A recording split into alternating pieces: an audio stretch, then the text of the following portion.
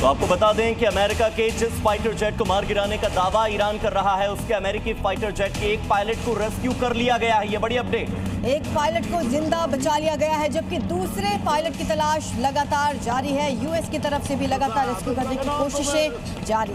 Middle east में जारी युद्ध के बीच ईरान ने अमेरिकी फाइटर जेट को मार गिराया। ईरान के दक्षिण पश्चिमी प्रांत में और बुयर अहमद में अब अमेरिकी पायलटों की तलाश तेज कर दी गई है।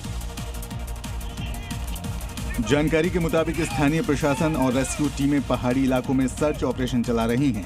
घने जंगल और दुर्गम पहाड़ियां रेस्क्यू ऑपरेशन को चुनौतीपूर्ण बना रही हैं। स्थानीय अधिकारियों का कहना है कि खोज अभियान में ड्रोन और हेलीकॉप्टर की मदद ली जा रही है, जबकि इलाके की निगरानी भी बढ़ा दी गई है।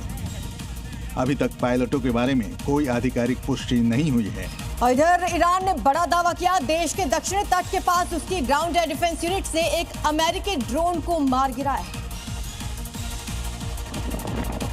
ईरानी सेना के मुताबिक ये ड्रोन पर्शियन गल्फ के ऊपर उनकी हवाई सीमा में घुसा था, जिसके बाद ground to air missile system से इसे निशाना बनाया गया।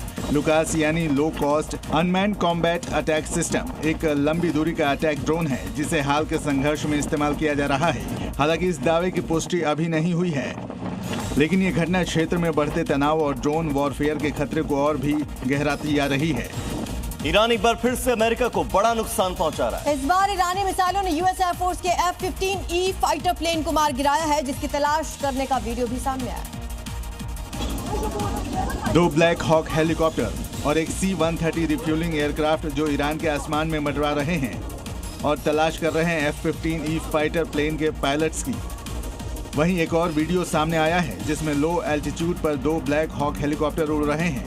तभी वहां खड़ी एक कार से ईरानी पुलिस फोर्स के जवान उतरते हैं और फायरिंग करने लगते हैं। उधर ईरान ने एक और F-35 मार गिराने का भी दावा किया है। इधर ईरान के हमले में F-35 जेट गिराने के बाद अमेरिका ने अपने एक पायलट का रेस्क्यू कर लिया है, जबकि दूसरे की तलाश लगातार जारी है। इसी बीच ईरान ने दूसरे पायलट को ढूंढने के लिए इनाम का ऐलान भी कर दिया है। अमेरिका ने ईरान को स्टोन एज में पहुंचाने की धमकी दी है, तो वहीं ईरान ने अमेरिका का सबसे एडवांस और मॉडर्न फाइटर जेट F-35 को मार गिराया, जबकि हमले में गायब एक पायलट की तलाश अब भी जारी है। लेकिन अब तक अमेरिका के दूसरे पायलट का पता नहीं चल पाया है। जबकि इसी बीच ईरान ने पायलट को ढूंढने वाले के लिए 10 अरब तोमान के भारी भरकम इनाम का ऐलान किया है, जबकि गवर्नर ने पायलट को जिंदा पकड़ने को प्राथमिकता दी है, क्योंकि अगर पायलट ईरान की कैद में आ जाता है तो वो अमेरिका पर दबाव बनाने के लिए एक बड़ा हथियार साबित होगा।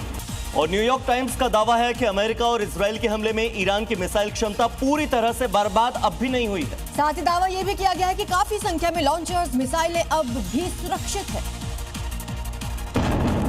न्यूयॉर्क टाइम्स ने तो ये भी दावा किया है कि हमले के कुछ घंटे बाद ही ईरान ने अपने मिसाइल अड्डों को रिस्टोर भी कर लिया था। साथ ही नकली मिसाइलों को भी बड़ी संख्या में तैनात कर रहा है, ताकि दुश्मन को चकमा दिया जा सके। न्यूयॉर्क टाइम्स की रिपोर्ट में दावा किया है कि हमले वाली 24 जगहों में से ईरान ने आधे से अधिक जगहों पर निर्माण शुरू कर दिया है, और जब तक इजराइल अमेरिका ने दोबारा हमले का प्लान किया, तब तक ईरान ने भी जवाब देने की तैयारी पूरी कर ली थी।